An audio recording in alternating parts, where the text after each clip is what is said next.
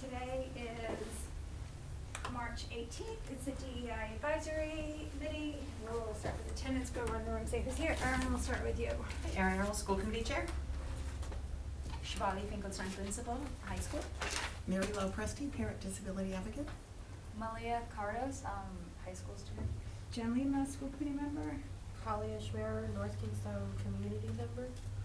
Will Moss, Senior at North Kingstown High School. Okay, awesome.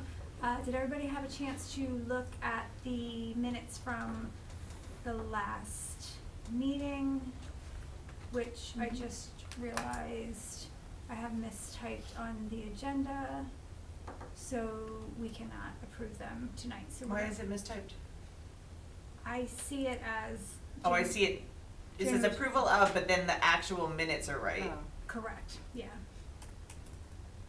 Fine, whatever. Yeah. I mean, it doesn't really matter, but I'm gonna be doesn't have to. correct about it, and we'll just table the minutes until the next one.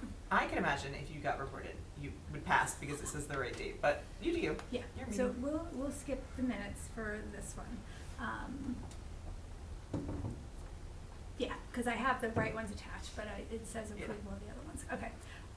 So I just wanted to give an update on the Equity, Belonging, and Engagement Coordinator position. For those of you who don't know, Ally has left, the district to take a position, outside Mary. the district. We are all very, very sad. Mary's reaction was Yes. exactly the reaction.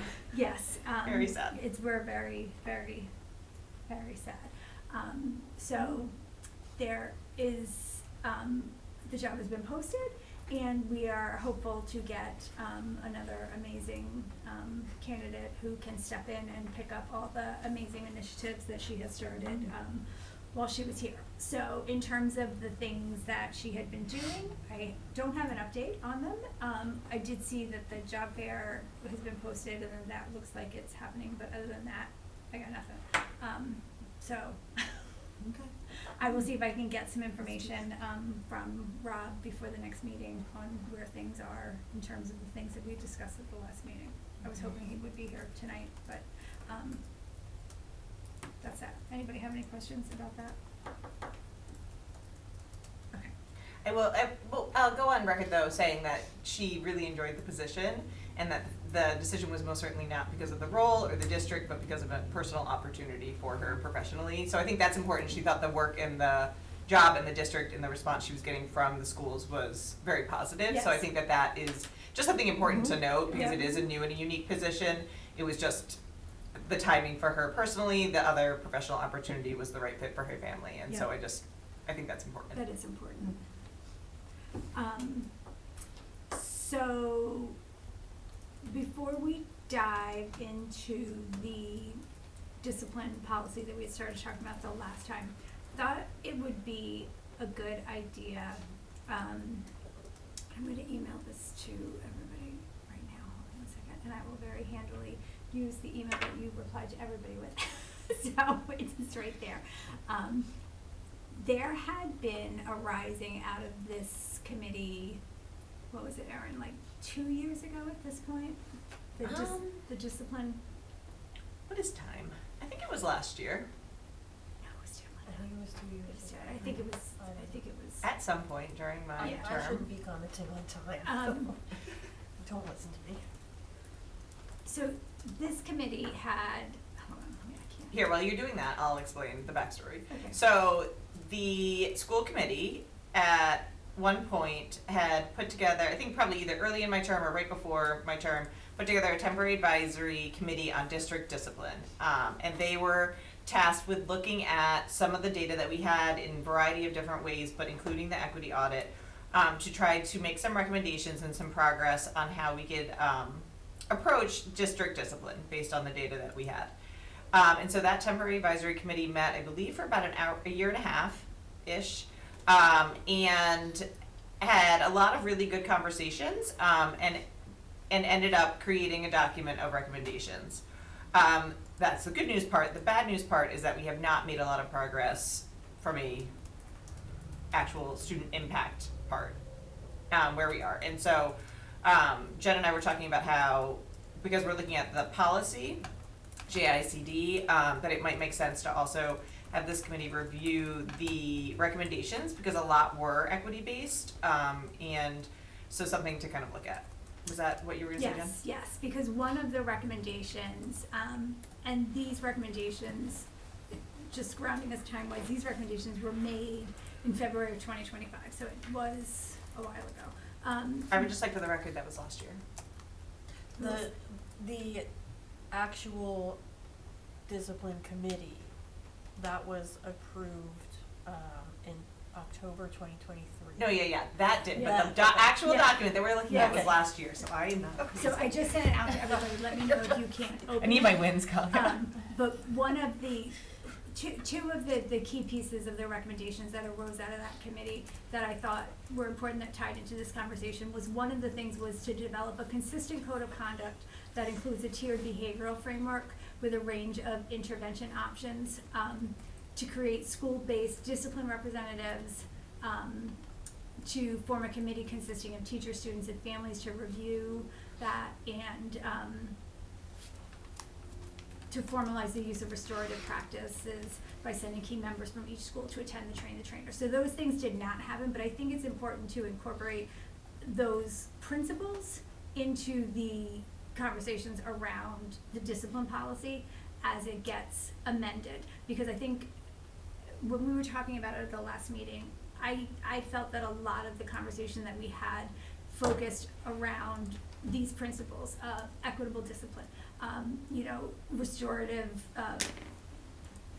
philosophy around discipline, and it really tied back to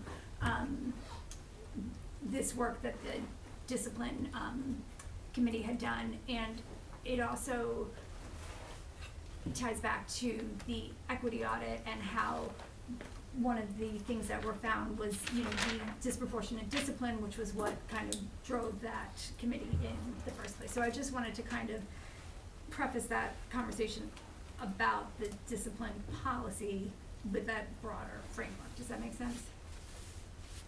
I have a logistical question. How do you flip the page? That's why my head's like this. Is there a way to do it that I'm not? No, The circle thing, like at like the top. I didn't have a circle thing. It's If on you your download keyboard. it, It's on your keyboard? Like But I have a it's Mac. Like this. It's not touch. It's like kind of like a spiral with like a little arrow. I save Yeah. it, like I download it and then I can save it. A spiral. yeah, I downloaded it and then it's open in a web browser and I just hear and my the hand. Okay, spiral download it. button is Or your computer. Yeah, I thought about that too, just going like this. Okay, Thank you.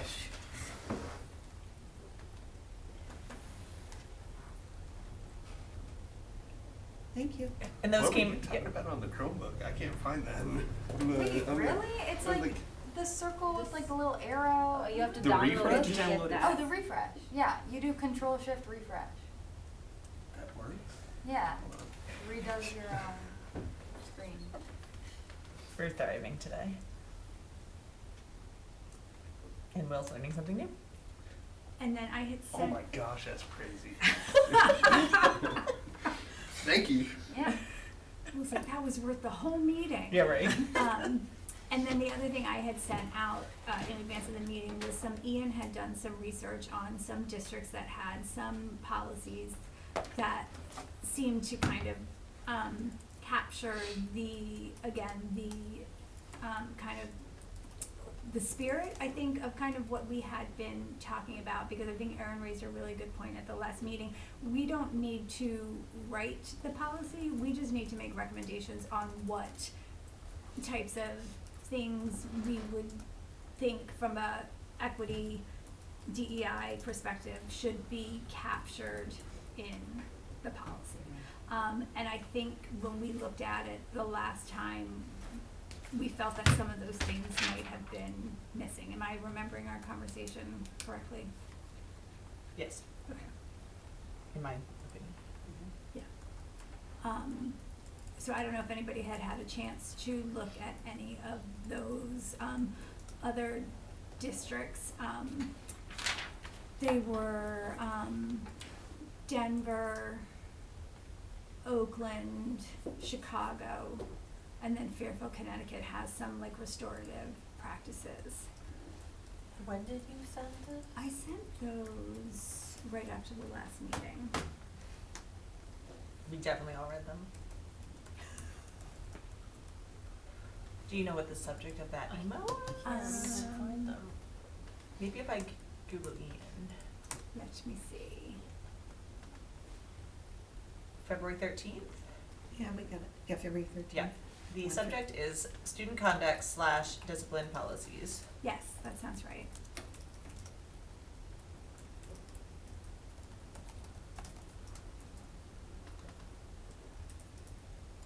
So, and I know like a lot of these are like big cities, you know, which might on its face seem like is not applicable to us, but I don't think that that is necessarily true. I think that's all the more reason why, like, there's things that we can learn from them because they have more experience with dealing with, you know, I thought it was kind of funny, not funny, cause it's not funny, but like one of them actually like had to say like that you can't use corporal punishment. Obviously that's something that we would never like use here, but I thought it was really, like, why are you calling that out that you don't use it, right? Like, so that's not something that I think that we need to have, obviously, but like the Oakland one talks about like, you know, a positive approach to student behavior. Like we expect, we recognize that there is and can be a disproportionate discipline, and you know, suspension should be the last offense, you know, the last line, and you know, there should be other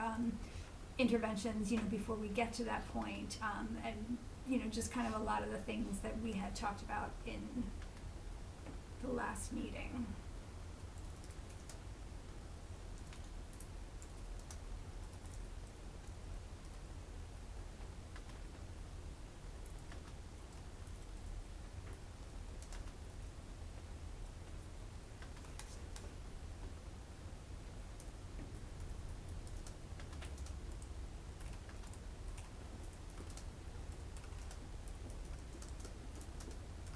So I think, like for today, kind of what I'd like us to talk about are like what are kind of some of the things that had come out, and I can't remember if we talked about this the last time, but some of the issues that had come out of the last of the equity audit, things that were talked about were that bias-based bullying was unaddressed. Many students and families perceived inconsistent, biased implementation of student discipline. Students expressed hesitation to report incidents. Staff haven't received comprehensive anti-bias discipline training. Disciplinary actions warranted by violations of the bullying policy are not clear. And so their recommendations were to create and consistently implement a discipline matrix. The phrase discipline matrix seemed to bring out a lot of negative connotations, and so there were a lot of discussions in the discipline committee about phrasing that differently. But I think the concept of it still remains, so that there are clear expectations of like, if X happens, then Y, and you know, that type of thing. To examine the current disciplinary policies and practices from an equity lens, which is what we're doing right now, using restorative discipline practices, regularly monitor the discipline data, solicit student input about the current disciplinary system, and provide equity-focused discipline training for staff. So not all of those relate to the actual policy, but I think that we can give input on those things as they relate to what should be in the policy as it's revised.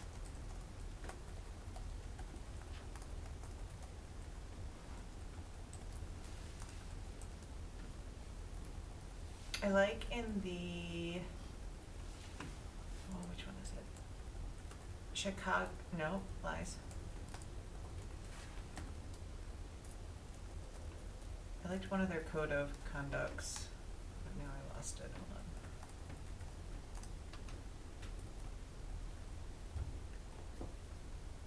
Yeah, it was Chicago.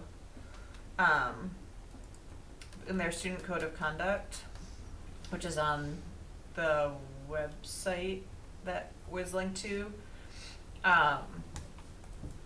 it has a very clear, like, bulleted list on the second page. Is anybody following where I am? I'm barely following where I am. So in the Chicago one, on their, if you get to their website from Jen's email, and then you click on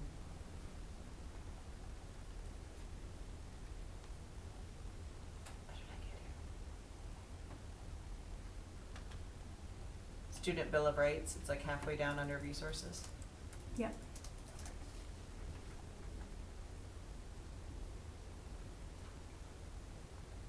It has a very nice, like, no, that's not the one I wanted. No, introduction, excuse me. So if you click on the introduction on that one, section 1 introduction. On the second page of that introduction, it says rights and responsibilities, and it has a very, like, bulleted list of student rights. Underneath that, it has a very bulleted list of student responsibilities. And then it has a very clear part about parent and guardian rights, and then a very clear part about student, parent and guardian responsibilities. And then it goes on to student staff rights and student school staff rights and school staff responsibilities. And I like that they differentiated between rights and responsibilities and also differentiated between the different parties involved.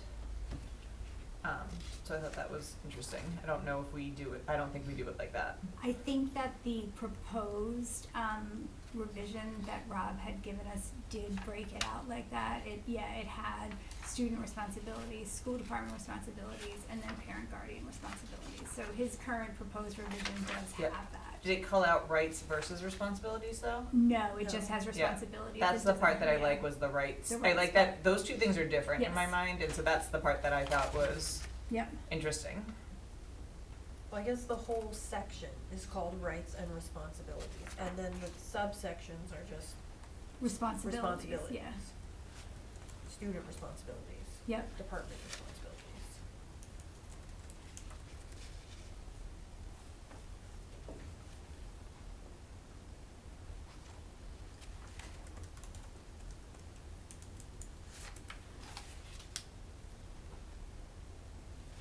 Yeah, the way, the, like, red line that Rob did, Mhm.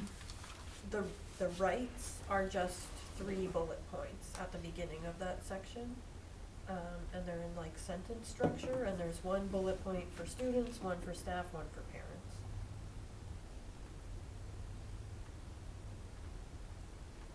Which, yeah, maybe the rights section needs to be more balanced with the responsibilities.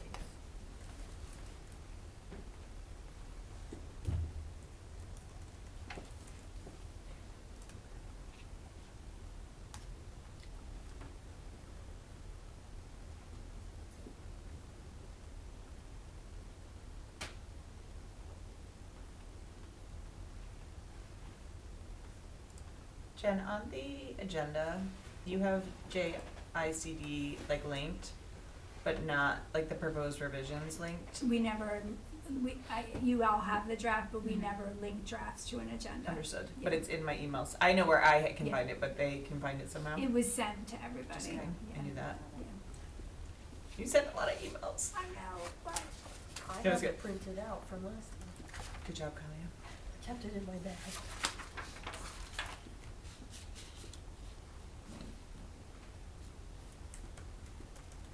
do you want me to resend it? I can find it.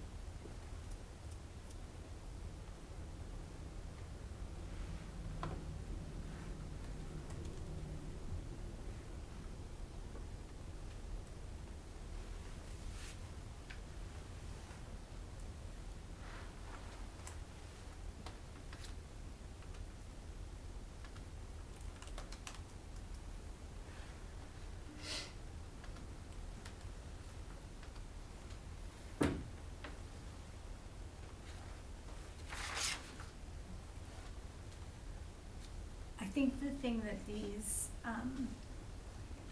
policies that are linked in here have that we don't necessarily address in ours is the fact that there is a inherent risk of discipline being biased. And these other policies specifically name that and put things in place to, address that procedurally, and I think it's important that because that has been a identified issue here, that we do that in our policy as well. like, I'm looking at, the Denver one, and it says,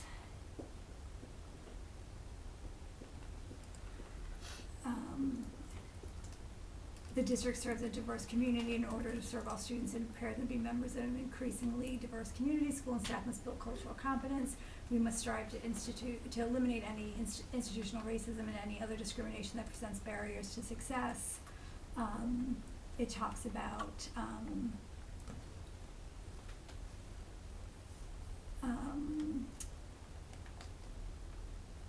accurate and complete data collection is essential for administering an effective school discipline policy. It assists with identifying problems, crafting solutions, and monitoring progress.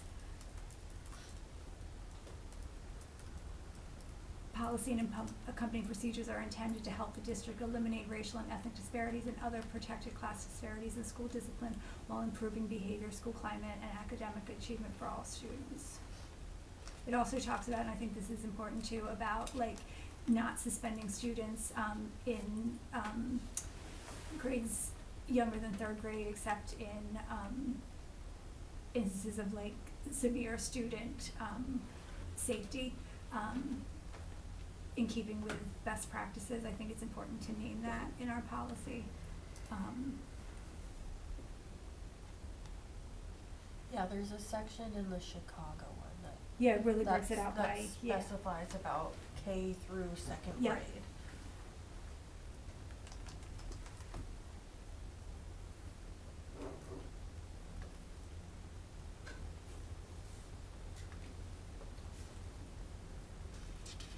And I agree that if we want to address like really bias-based stuff, racism, all that kind of stuff, like you can't address it if you can't even say it, right? Yes. Like,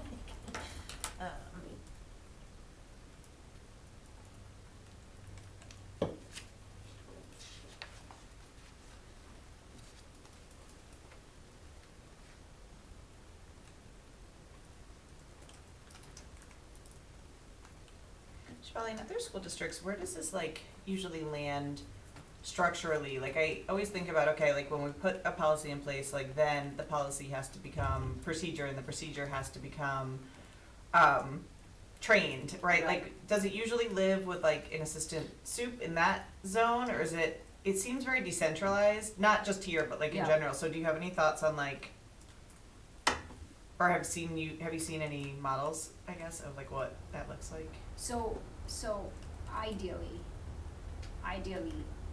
these would be delivered to like the admin team for the district, through the assistant superintendent's office or whatever. That's what we would, should do during like, let's say those admin retreat times or whatever, like when everybody's going through and kind of like calibrating with situations. So if this situation happens, so you have this guideline, and now let's review some situation and calibrate, like what would you do, right? Like that would be the training, I would say, to the principals. And then from there, the way I see it is that then you go to your school and then you work on kind of similar in your team. And then from there, you would take the policies, which is kind of what we do at the high school. When we review the handbook, we match up the handbook parts to, is there a policy on this topic? And sometimes the policies change, so you need to revisit that part, update your handbook as a team, and then from there, continue in admin team meetings at the building level, like when situations actually happen, right? Because it's one thing when you're reading this, but when the situation happens, there's so much complexity to it. So constantly calibrating. I always tell my team members, don't work on a situation alone. Like you should always Have somebody. if somebody's busy, you should like, don't rush to make a judgment. Talk to another one, whoever is available, and say, what do you think, right? So we are all always calibrating. So that's where like the differences don't come in. Because we are, a lot of people apply judgment, that happens naturally. There is a judgment application. But everybody Even is if you, biased, right, yeah. like even if you have, a matrix that's very clear, there's still a level of judgment depending on the circumstance. And so that's how I see it, like That's helpful, thank you. flowing Yep. really well. Yep. And in theory, Yeah. it would flow back too, Right. and so, like, Mhm. when the policy's not working and you're doing, like, then it would flow back and then the school committee could adjust to, like, or whoever's writing the policy could adjust too, cause that's a big piece, I think, too, in like that feedback loop Feedback of loop, like yeah. not, cause it could be wrong once you get into Yeah. actual practice, and so trying to make sure that we hit it correctly. Right. One of these has something, and I think this is kind of goes to what, like you said, Shivali, like, and this says like individual school policies, right? Schools may adopt their own schools and codes of conduct so long as they're consistent with this policy. Any such rules or codes will be approved by the superintendent, and, you know, but, so like you said, like, what might work at the high school is Mhm. different from what's gonna be at the elementary school, but as long as they're consistent with the overall, like, rules, like, Mhm. set out, Aligned. Yeah. aligned, right? And I think the calibration part is the most important, even like just carving out PD time for the administrators, Mhm. is, and then like keeping a record of like, okay, in this situation, what went wrong, what didn't work, what Mhm. worked, bringing that back to the assistant Yeah. superintendent through a retreat, then coming back to the school committee for revisions. Yeah. That, I don't know where this would land, but that concept of, I've told you, like, I've been in, like, Boy Scout land, and they have this concept of two deep, with everything that they do, so 2 adults to 1 student, basically, it's been very interesting to read it through, like, how they have been documenting it, and that's similar to kind of what you just said about, like, if you're really working to reduce bias and to Yeah. whatever, and it's not in every situation, but, like, at some point, having a double check or Yes. something there, and so that might be something interesting to see how that could possibly be written into a policy at somewhere, like that concept, you know, because I do think that that's an effective technique of reducing bias. Mm. So I don't know where or how, but just we'll note that and see what we can do about that concept. And then also possibly thinking about, in some policies, we write like annual review or 2 annual review or something, because I do think it has to be aligned with practices. Like, if it's not, then it'll go rogue, like we've seen that before in policies, and so thinking about like what we write into that policy about updating it, Mhm. because we want to make sure that it's being followed accurately, and if not, what needs to be What needs addressed to or be, trained right. or whatever in that. So I do feel like that reflection piece Shivali just mentioned and the feedback piece is particularly important for this one. Yeah, because when was the last time this one was updated? 1,000 years ago. It was, 2012. yeah. Yeah. Last change since 2012. Yeah, and I think, again, just to like, it's one thing to write out on paper and it's another thing to actually be working with students and then being able to consistently follow, and I do think that needs some feedback and conversation Right, with the and board. like what Shivali said at the other meeting, like, it's one thing to have it on a piece of paper, but like you have to be able, It has to be functional. it has to be functional, like you have to be able to, like, when you've got a situation with a student and a parent and a teacher, right, to be able to point to something to say, this is how this is gonna go, right? Like, so it's important that it be workable. For instance, like we had a situation, an incident that we handled. And then we had some inquiries coming from it, which then prompted us to kind of talk about it. And then now the situation is over, it's all handled, but now our next admin team meeting, it's on the agenda for everybody else, because 3 members were involved, the other 2 weren't, right? So it's important for them to say, okay, so here's the situation that happened, here's the action step we took, what could we have done differently? Mhm.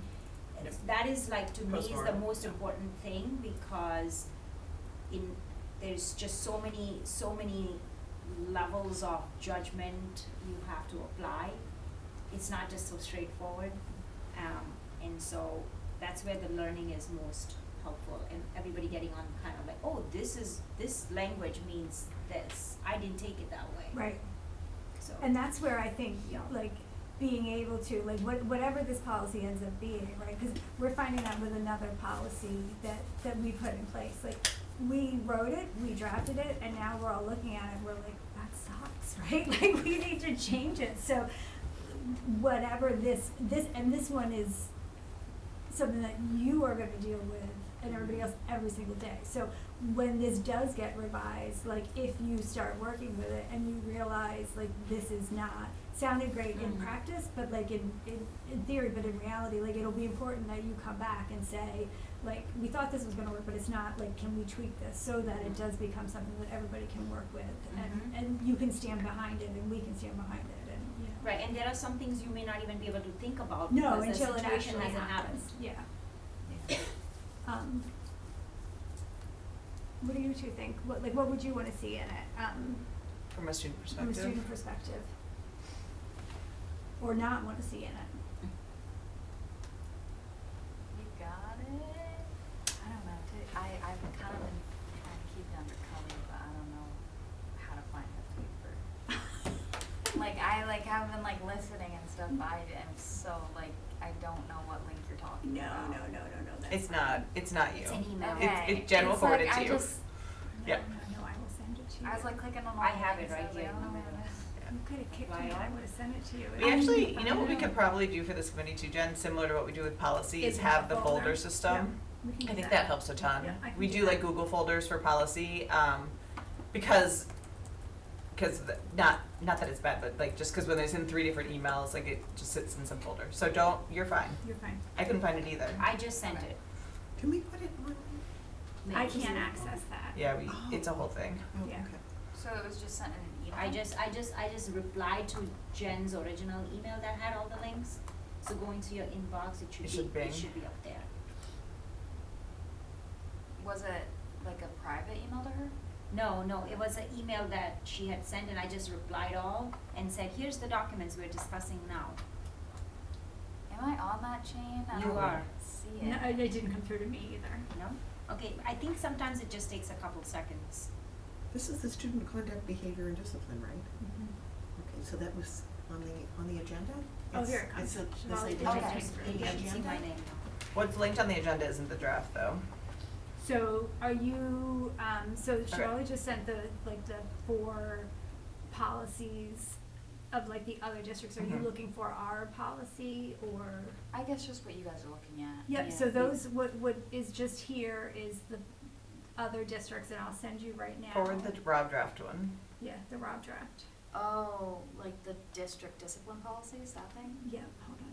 But then there's a new draft that's not linked on the Yeah, agenda I'll that you send that need, right so now. Jen's gonna forward that to you right now.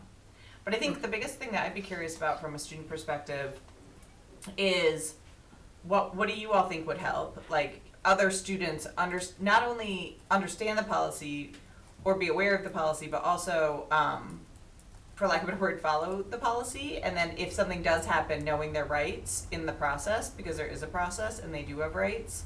So like, from a student perspective, like what do you, I mean, I think that's Is a it- new concept. I don't think I've like personally, like, I wouldn't think of like my rights when I'm like being like disciplined, just cause like. That's how I feel as well. Yeah, it's like normally it's like whatever like the teacher says goes, so it's like that's like crazy to me to think like I could be like, oh, you can't do that to me, so. Yeah, that's how I am. I feel like if a teacher is disciplining me, I would never like talk back or say, no, you can't do this because look at this part of the handbook. But I do think it would help for students to know their rights, because even if I'm not the person that would talk back to the teacher that way, doesn't mean somebody else wouldn't, like if they knew their rights through the handbook. So like I always think it helps to have something that's really finite in the handbook and like have a bulleted out list like the Chicago one, the Chicago like conduct policy that you were talking about earlier, where it has a bulleted list of their rights, teachers' rights, parents' rights. So it kind of takes like the subjectiveness out of it in a lot of ways.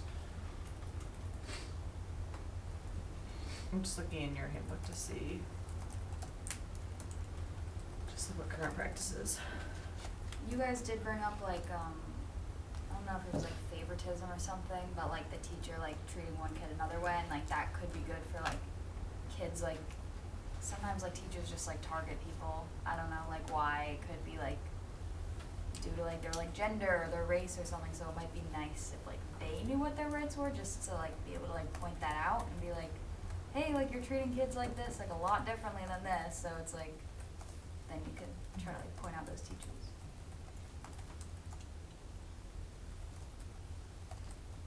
If something happened, not to you, like in that area of like favoritism or getting, maybe watching another student get targeted by communication teachers, like, would you know who to tell? Like, if you didn't feel comfortable in the class saying like, hey, you keep like saying that to Bobby, but you're not saying it to Sally, like if that's not an option, like what would students do? I actually don't know. I don't know probably what I'd wouldn't know do what to either. Yep. I'd like tell my mom, like, that helps. Yeah. It does. Would it help to have like, I understand you wouldn't wanna tell a teacher and you wouldn't want, you feel like you're disrespecting them, right? Yeah. To say. But would you feel comfortable if there was like some kind of an appeals process attached on what you Yeah. could do? Yeah, Like that would definitely help. multiple ways that you could respond, whether it's not directly to the teacher, it could be a form that goes to the teacher if you think it's appropriate for the teacher to get something electronically, or to a administrator, or to somebody That would definitely else. help, but like, if it was really like bad and like a teacher was like completely unfair to a student, I'd probably go to like Miss Lemos or something, like a Mhm. dean. Like that would be the first person I'd go to outside of like my parent, like my mom, I'd tell Yeah. her first, but just to get like a different perspective on it. But like I know I could go to a dean, but it's all about like, I don't know, who I feel like for me to have to like make myself go to the dean, it would have to be something that's pretty bad instead of like everyday stuff. So like you're talking about, it would have to be something egregious versus just something that makes you feel uncomfortable. Yes. Yes, okay. Which kind of goes back to like,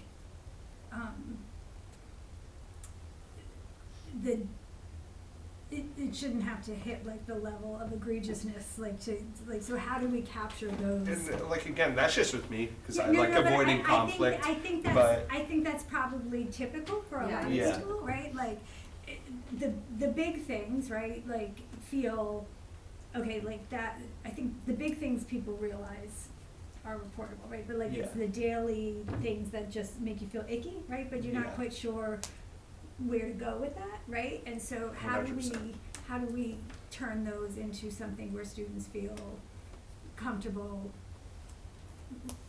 give them a mechanism where they can report it Mhm. without having to like Yeah. do it in a way that makes them feel icky reporting it also, right? Mhm. Like, and I think maybe having like, this is not the answer, but knowing that that's, you have a right not to feel icky, right? Like, Yeah. you know, is part of that. Like, you know, Yeah, and I think as I'm thinking about it, one of the ways that can be addressed is just like, it should be a practice. For instance, like when we as an administrator get an incident report, like you can't just go by, Dr. Earl is a teacher, she's writing a referral, I can't just go by what she's saying. Like, of course, I do trust her as a teacher, but you have to get the other side. If you're saying a student did this, you have to talk to the teacher, but you also have to talk to the student. You have to get all sides, you have to be the neutral person. So I think when you are in that role, like Ms. Lemos, it's a natural thing to do that. But I don't know if the teachers can do that on their own, right? Mhm. Like when they're saying something to you, I'm not sure that they are always talking to you and thinking like, do you think, Bill, that Yeah. you were correct, or do you think I don't think they're always doing it, right? Like sometimes they're just telling you, Yeah. right? So like in your handbook, there's a part about teacher detention. Yeah. Which I don't think is covered by our current policy. It's nowhere, that's just in this handbook. Mhm. And so if a teacher gave teacher detention Mhm. and the student felt that they had not violated something, or that that was not warranted, or that they were being picked on for something that their classmates were doing and they were the only one getting teacher detention for it. It does not, there's, and this is no judgment, Yeah, but like, yeah, yeah. just in reflection, there's Yeah. nothing about what they would do in that situation. Like, it basically just says, like, you could get teacher detention, and students who skip teacher detention will then have to go to student services office. Like, and so I think something about transparency in the process is really important. I think I brought that up for what we do at my work, that they have a flow chart and they understand that there is a process. And it's not to say that every situation needs to be appealed. Like, sometimes you did something and you get teacher detention, you're like, yep, I did that, and then you go to teacher detention, and then whatever, right? But if there is something that the student feels like, hey, no, like, this isn't right, like, they at least understand the process that they possibly could take, which is their right to be able to, like, do that. And And so that's I what I think think we would need to help. think about that in the policy. Because I don't think a lot of students think that way, especially in high school, to where they, like, a lot of students don't know that there's a system behind it all, that they can go through to appeal certain things. Like, even being made aware of that kind of thing could really help in that situation. So maybe even like referencing the appeals policy in the discipline policy is something, right? Like, I don't know if it even references that there is an appeals There- policy. I think there It does, Does it? there Okay. is a right to appeal, but there's a right to appeal section that seems to be under the suspension section, Yeah. which, yeah. But just in that section. Yeah. Alright, so we can make that note about that Yeah, piece. the actual, like, disciplinary action section is really short. It's just a few bullet points and that goes right into suspension. And I think suspension is interesting, and probably, I was looking at what Rob had done, and it's definitely highlighted because there's state, like, rules Statutory, about it, yeah. there's statutory rules Yeah. about it, and he, I think he did a nice job of culling that out, like, in, like, it, when I was looking at it quick, like, it looked like he had referenced it well and updated it based on that, cause I think it had not really been updated since that had been passed or changed. I think last time we met, we had talked a little bit about what if the suspension section was its own. We did policy, yeah. So other schools, one of the schools that we had an example, had it separated out, you know how I hate that. Well, no, cause I feel like if you're, like, even as a school committee chair, like, I sometimes have to muddle through our million policies to find what I'm looking for. And then I think I found it, but then there's like 5 others that kind of are around the same subject, and then I have to go look for those. So one of the things that we've been trying to do is consolidation, but I do like sectioning. So like, and chaptering, so like, if it's like section 1 is this, section 2 is suspension, but I do think it's helpful to have everything in one doc, Yeah. because it's really hard, and if it's hard for me, like, it's gotta be hard for everyone, Yeah, like, I so. get that. If Yeah. it's all in one I think we have to, document, yeah, I think we, this but, is, yeah. this one is not structured Yeah. very well. So maybe that's a suggestion about thinking about structure for ease of understanding. But I was just looking, because there's this policy that we're working on, then there's also the bullying policy. That's a state law, so that one has to stay, like, But then in the bullying policy, it says if this is like a bias incident, refer to this other Yeah. policy, and then there's this other policy, and that, just as like a Mhm. outside perspective, that seems like a Yeah. kind of convoluted yeah, process, yeah. agreed. And then it's like, okay, where does this fit in with these other ones? And like some of them, I don't know, I'm not on the policy subcommittee. I don't think this is as elaborate as we are discussing, but like, I was just looking at our handbook for the high school. And the last page, like 46, has like a appeals process conflict resolution procedure, so it kind of covers the big things, but it also covers like just conflict resolution. So, and that one is, the top one is teaching and learning issues, and then there's discipline issues. So there's something, there's a little bit, I think that can be revised to make it more friendly where students don't feel like, oh, I can only go to this section for big things. Yeah, and I think it's good that that's in there, but I was up on page 25, which is where your, no, wait, higher than that, excuse me, 23, 22, 23, and that's where your conduct stuff is. And so when I got to the end of that, Right. then it went into dress code, I wouldn't, You wouldn't so, even know yeah. to look. And it's great that it's in there, Yeah. and in theory, like, everything that is in this discipline part should be connected to the policy, like, it's, so, Yeah. but that's good to, we can use that language that you have at the end of your handbook to consider, like, how we Place it. roll it into a policy so that it is I mean, it district-wide, still- not just school-wide, It yeah. could, I mean, we can enhance that language, but Yep. it's there somewhere, but Yep, Yeah, It's but it sitting should in the last belong, page. yeah, it should, like, if you're looking at discipline, you're Yeah. not, and then you think you're done, like, there's Right, no right, appeal right. until I you agree. get to no, but it, that's, yeah. I mean, Yeah. at least It's it's there, there, yeah. For somebody like me who reads everything, you would find it. You would most certainly find it, I would have you not. will definitely find it, Jen. I wouldn't have found it, I would have told my kid, you're out of luck, see you later, buddy.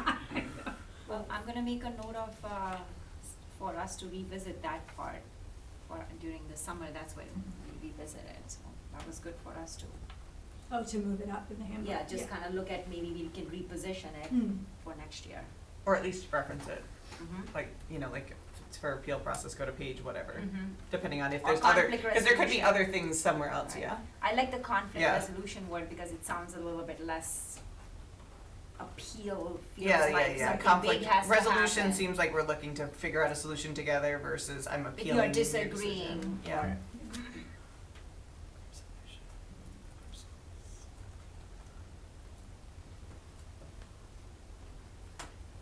What else do we like in the other policies? Trying to remember what else we talked about, there was something else in terms of the actual, like, discipline part of the policy. Yeah. Well, I don't know, I feel like we're blurring the lines between what this committee is Well, supposed to be if there's, doing and what the policy. if there's input though, I think, But- like, let's pass it along. We didn't like the word fair. We did not. But then we Googled it and it Yes, and then turns out Erin defined it, and it was the right word. It was the right But- word, but mentally it did not sit Yeah, like, right with us. like Yes. culturally, it has a different, Yes, it does a yes. different thing. So yeah, we were, That was like, interesting. there were some particular words that we didn't really Yeah. like. I think that's important feedback to give. Yeah, Especially through a DEI lens. Yeah.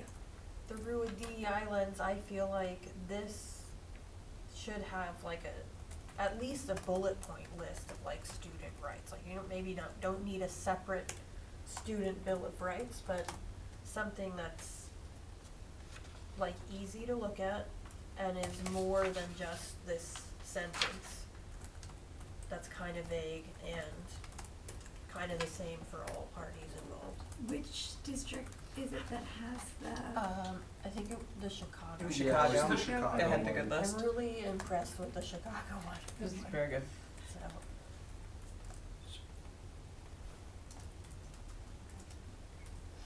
Shelley, because I am a civilian and not a K-12 educator, Mhm. is RTI the same as restorative? No.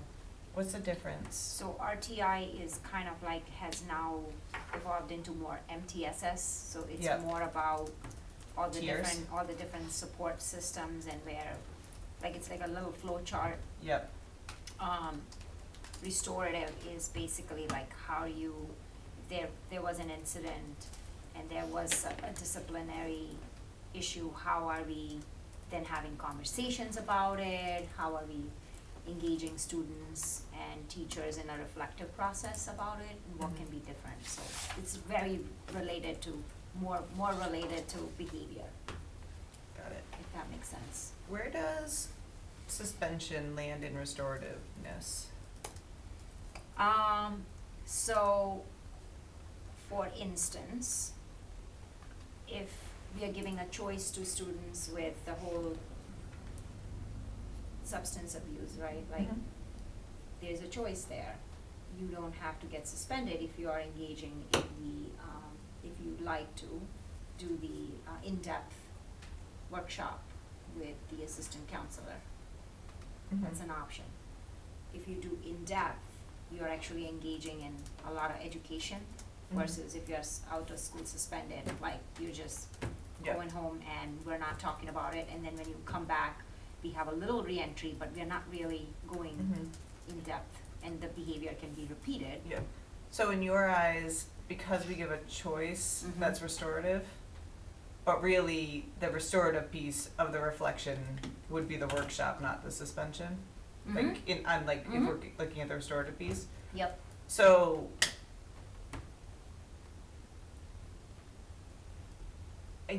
my like civilian brain can't understand how suspension can be restorative. Like I hear you and I like understand it, but like I don't understand. There's nothing restorative about just not being in school. Like that, the part that gets my brain twisty. But I get it. Like I understand what you just said. There's nothing, say that again, say that last. So in your handbook it says North Yep. Kingstown High School employees a system of restorative practices. In this model, we will work with students to repair the harm that discipline matters have caused. It also allows the students due process and access to services as needed to help the student grow as a member of the school community, which includes their families and teachers. Restorative practice help open conversation, hold all parties responsible and accountable for their actions. But then all around it is talking about suspension and like past suspension, social suspension, suspension for more than 10 days, and expulsion, out of school suspension. So I just, in my brain, like I don't understand how suspension aligns with the words in that restorative section. I mean, if And they you- might not, right, like you right. might be like, yeah, no, that's not restorative. Well, And- because but- suspension is out of, when we think suspension, we're Yep. thinking out of school, but sometimes it's just one block of in school, which is more like pass, Yep, even though if you read pass is an alternative to school suspension, yep, but it includes in school and out of school. So let's say you need a timeout for one block. yep. You're going into the pass room, you're talking to someone That I can Yeah. buy is restorative. Yeah. But again, it's kind of, it's still associated with like this term suspension. What if, follow the journey here, the new policy said that you couldn't suspend out of school? What would your admin's teams like At all. know, Erin? Unless for safety, like for the students or the community. And I'm not saying that we're doing that, but I'd just be curious Yeah, on yeah, like yeah, what no. your gut reaction would be to that if we're trying to enact a completely restorative process. And I'm not saying in-school suspension, I'm not saying pass, I buy Yeah. all that. If they're there, we're working with them, whatever. But like if we were like, yep, no more out-of-school suspensions unless it's a safety thing for like literally like hardcore safety Yeah.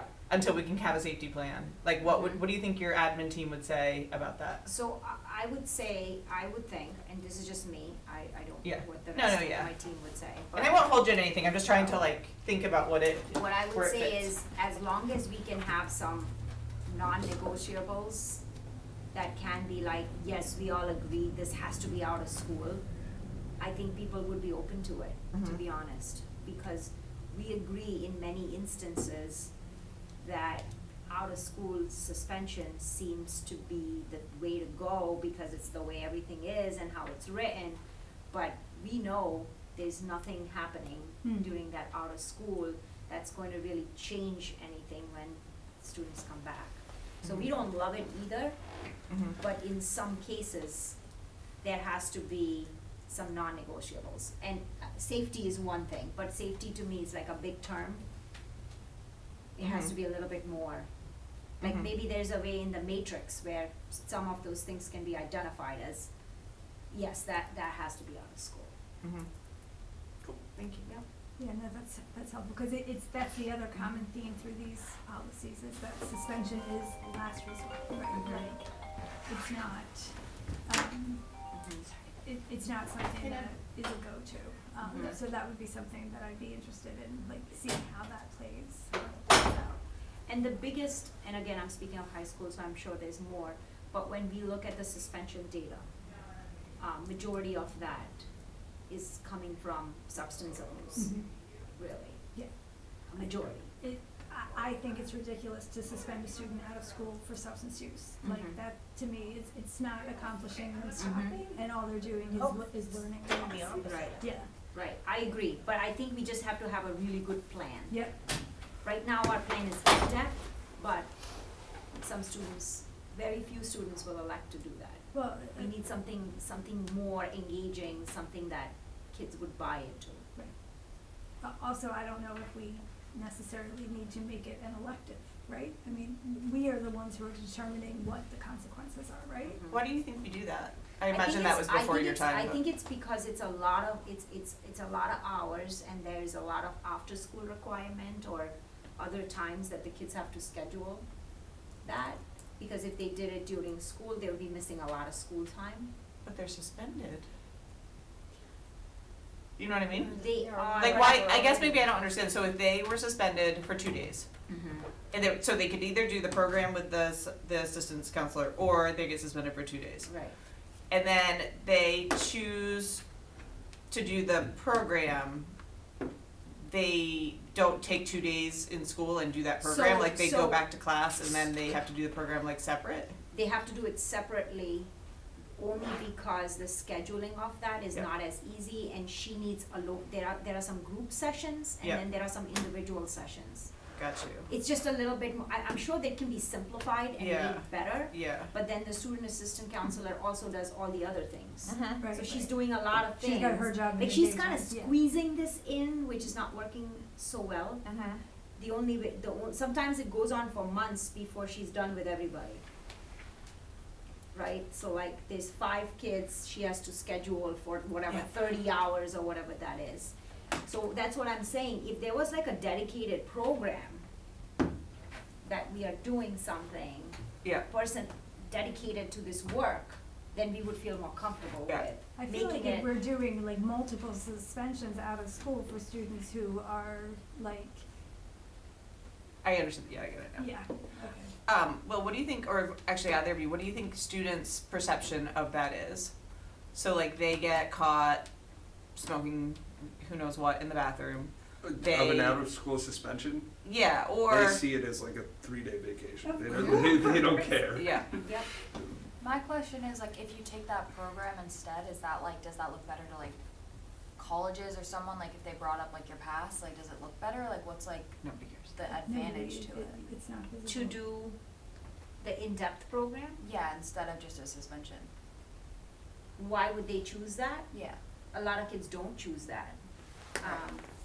Yeah, I think just cause there's like not a lot of benefits to it, Mhm. in a sense, like maybe if it's like, oh, like you took this, then like the detention could get like, or like the trouble thing that you got in could like get like taken off, like that might be like, I feel like they need some like motivation to like wanna do it.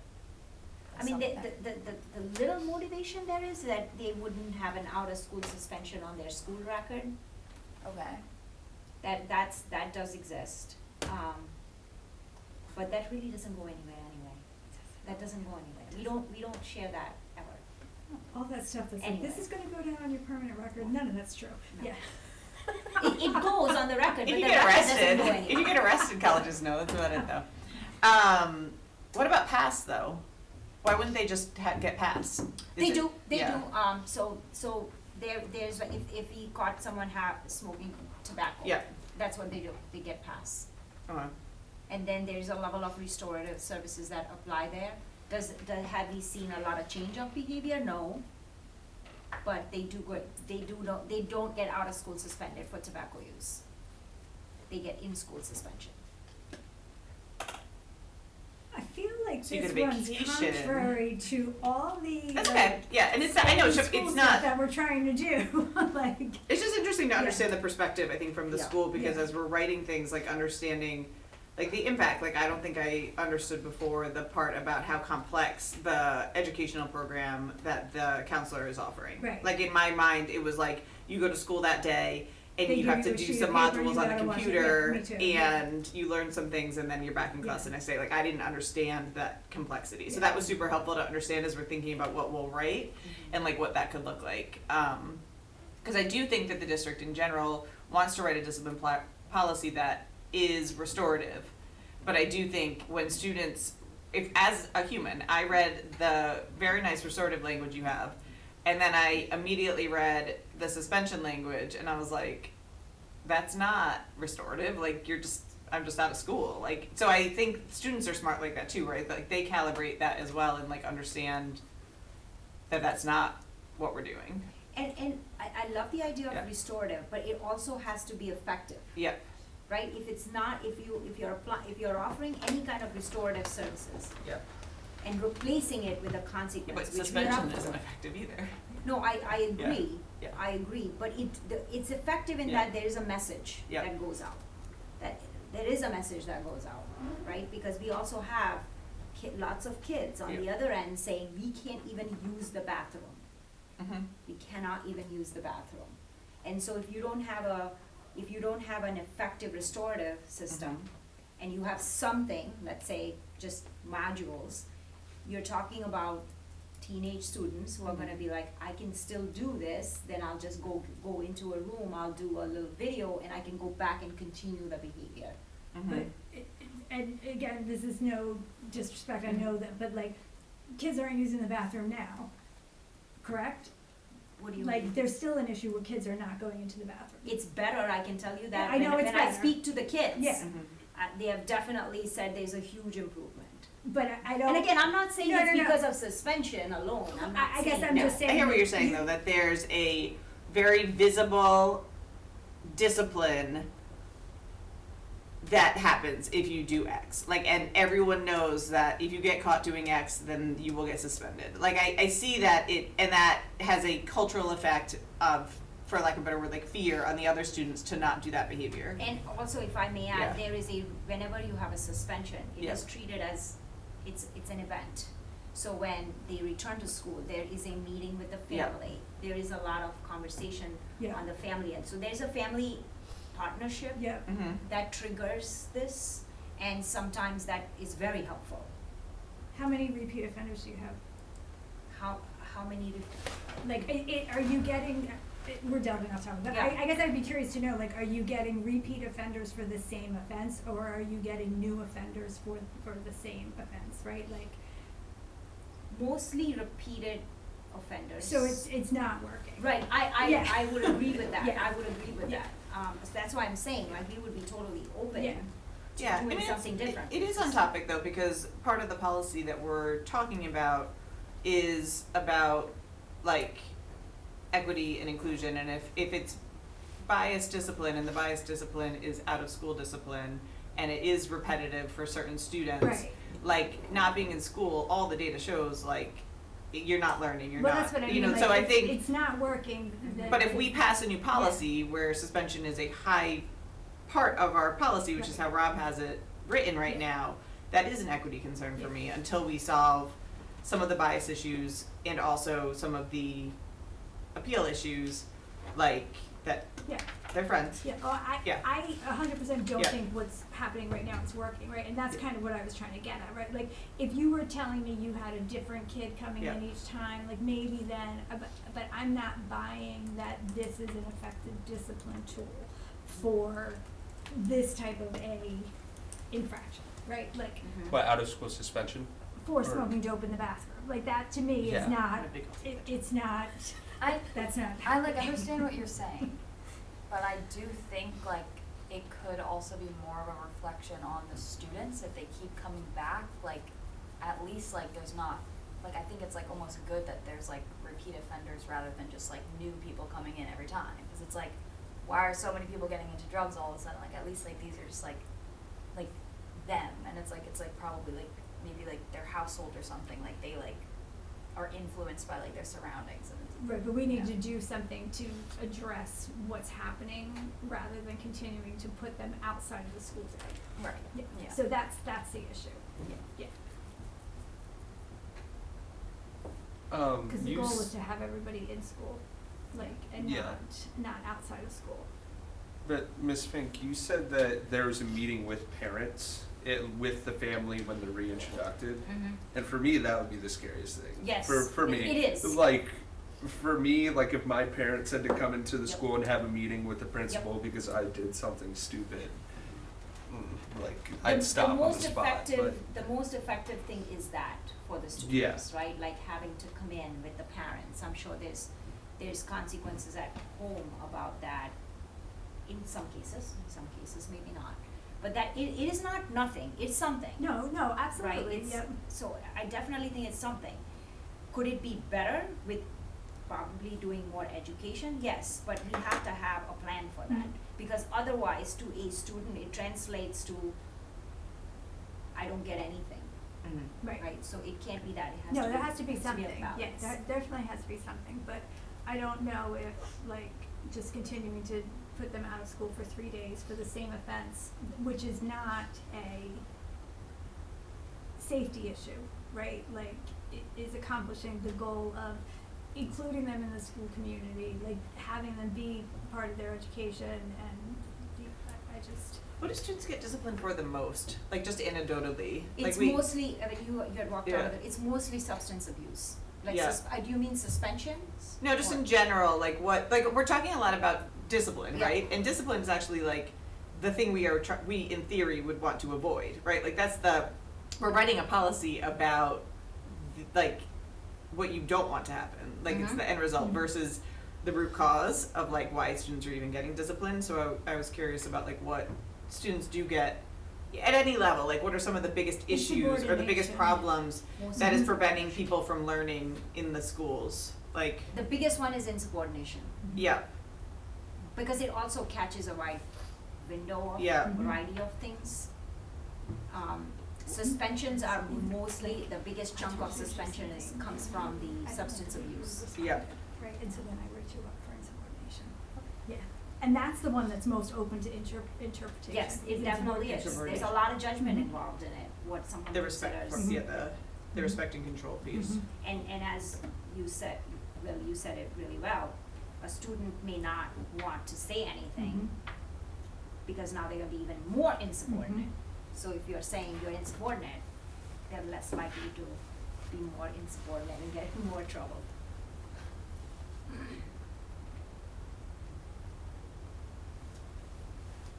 But what one teacher thinks and how the one teacher Yeah, the handles it consistency is in that, different yeah. from another one. And what one tolerates is very different from another From one. another. So, it's 6:45.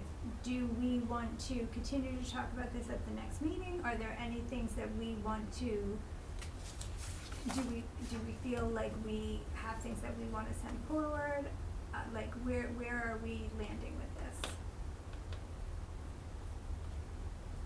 I would say that it wouldn't hurt to have the committee send like what we've come up with in the past 2 meetings up to the school committee to go to the policy advisory committee or however, whatever I never remember like where it Yeah. would go. Like there's enough to like get incorporated into a second draft. Yeah, Like- we haven't even seen the first draft Yeah. at the policy level, Yeah. so it would get thrown into, Well, no, because it could go to Mr. Mezzanotte. Like the feedback could go to Yeah. Mr. Mezzanotte, so. yeah, it would be a first draft as it comes to the policy. Yeah. So, I don't- So, I think we've come up with enough things to like make a little list. yeah. so you wanna go through the list, so that cause we will make a recommendation to the school committee that these things be incorporated. Or Is all the considered. red writing like you guys? No, that's all, The administration. The administration. So would it go to the school committee though? Like Rob asked us to do this. I don't think it has to. So we I can think it just can give just the go to feedback him. back to Just Rob. like when we like asked the health advisory committee to give us feedback Yeah. on something, like I think it doesn't have to go up. It can just go to, like, they could just get shared with Rob and he can take it in He can- okay. consideration, yeah. Okay, so what I heard is rights and responsibilities for all parties outlined, but specifically, we wanna make sure that rights are included. Correct me if I'm wrong, yes? You're correct. Okay. I also heard, And I heard Will say bulleted list yes. was helpful. I heard that we wanna make sure that there is a right to appeal noted within the policy and not just as it relates to suspension, Conflict resolution. conflict resolution. I heard that we wanna make sure that the policy itself is structured, in a way that it outlines, that it flows clearly, so that we keep suspension as part of it, but that it's like separate sections. Yeah. I heard that we do not like the use of the word fair. We do not like that. And that we do like the way that Chicago has outlined their policies and practices. There were a few other words I think we didn't like. Which other They were ones like did we not like? reinforce. We didn't like the way it stressed control, right? Reinforce positive conduct. Yes. Teachers are expected to manage, we didn't like Yep, the we word did not like the manage, word so there are a manage, couple of yeah. words in there besides just fair. And We had those also come up with like suggestions for like replacements for those words. I think for fair, we talked about for a bit. But I didn't There write were them like, down. I know, I said equitable, which, that's the only one I remember, there are a couple of others, but, I think we also talked about just putting the whole definition of the word fair instead. Yeah, we did talk Yeah. about, I can't remember where we landed, I'm looking at my notes from last time, but, we definitely had talked about whatever we do, like adding some definitions to the policy. So. to make it more clear. Yeah, Yeah. yeah, I think that is a feedback that we can give, cause the more transparent we can be, then the less interpretation there is. So, no fair, When was our last meeting? Was it the 25th? February, Equitable. 225 in the summer? I less, think it was It was 13th. the 211 or something. That would make more sense based on when Jen sent us that. but let's less see. focus on control in the language, correct? Like Yeah. that was what Yeah. the, yeah.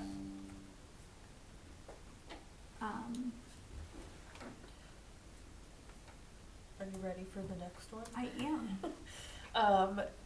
Specifically call out the inherent racism / discrimination in discipline practices.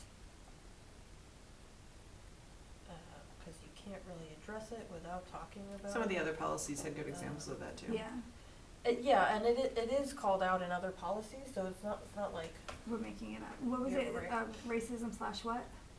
Bias? discrimination. Discrimination, yeah, One of those words. okay.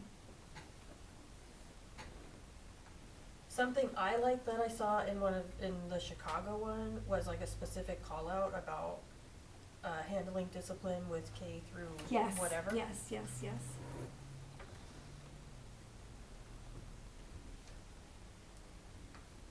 And suspension as last resort.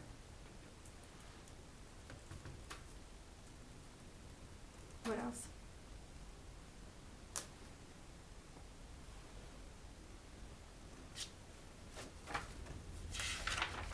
I'm thinking, I don't remember. I feel like Talia did a nice summary, like, I think, I just looked at my notes, I didn't have anything beyond what you had just said. We got really stuck at one, like, we didn't get that far in the last conversation.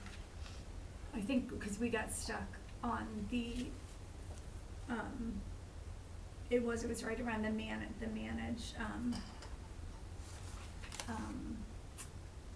managing the classroom. I think that's what it was. I think we got stuck there. Did we say somewhere, whether it was today or in the past, that we wanted to make sure that it's the use of restorative services in the classroom?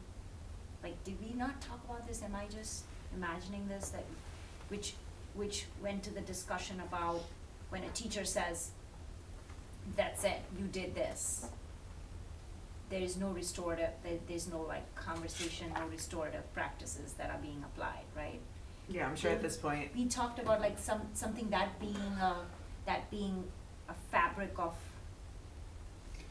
like like a I think that was nucleus something of Mr. this? Profiteer. Yeah, that, he Talked definitely about talks that. about that, the conversation Yeah. thing, he goes, yeah, that's one of his big things. Cause I do think that's like tier one, right, like things would not escalate if that was Yeah. being done well.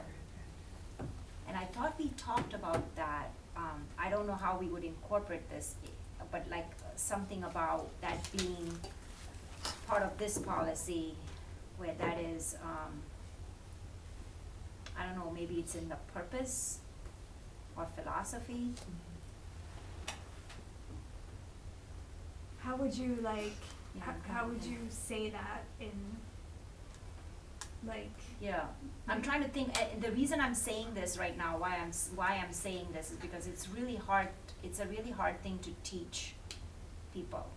But if it's written where that is, it's a message, right? It's a message from our school committee, school community, that is important, that we expect that from teachers to like be practicing restorative service practices in their classroom.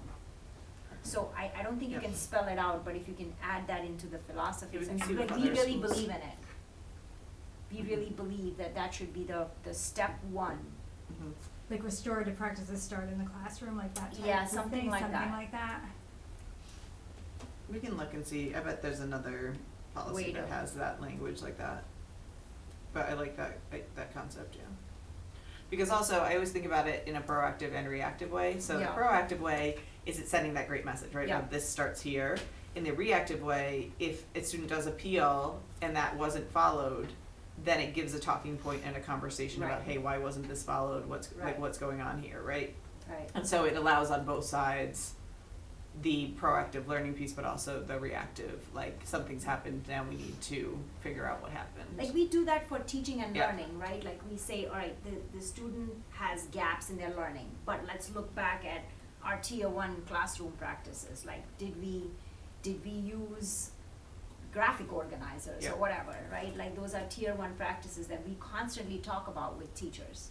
But we don't ever talk about tier one restorative practices in the classroom by teachers. It always comes to the dean's office. That's when restorative services are thought about. They are not thought about proactively in the classroom.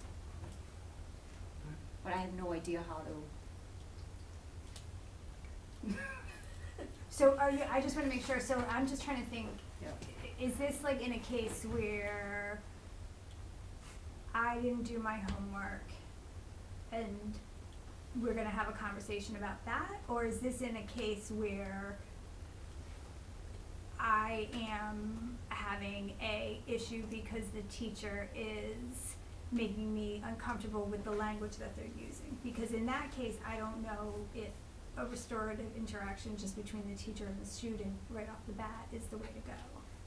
In a really good world it is, where the student would feel comfortable enough to say, hey, Mrs. P, I just wanna let you know, every time that you refer to me as girl, like you're, you know, like it Something. makes me feel uncomfortable. Yeah, And I then the don't think teacher can we're say, there no, I know, I'm just saying, like, Perfect, in yeah, some scenarios, yeah. students can have those conversations Yeah. with teachers. And the goal as a teacher would be to make your environment one that your students can say, hey, like, I really feel like you always pick on me when we're talking about this topic, like, and I feel like that's because of my race. Like that's low level conflict resolution, is having those relationships that you can do Yeah.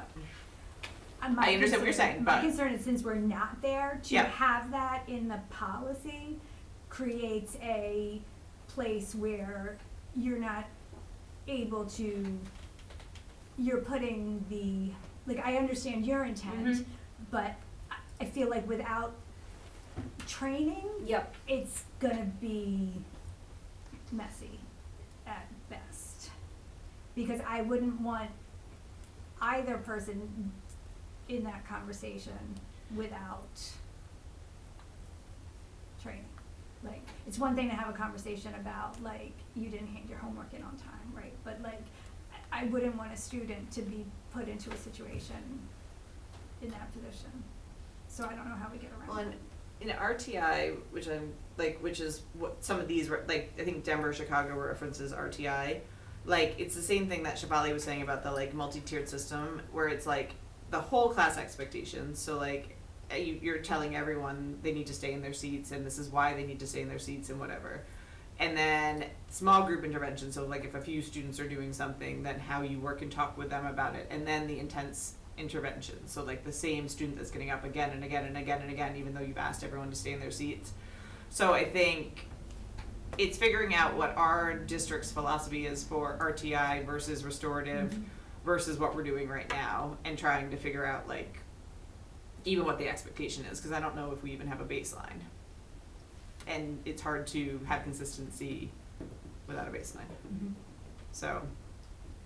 And I get what you're saying about training, but I also feel like it's just like this chicken or the egg, because sometimes when you have an expectation that's clear through messaging in the policy, then people are motivated to say, hey, I need training on this. Like, I don't know how to do Right. this. Like I'm going to be held to this expectation, but now I need training, so I don't know if it's like part of it.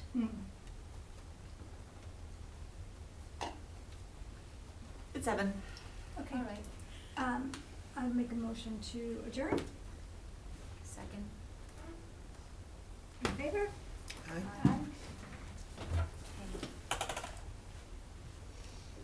How many people have to like adjourn? Just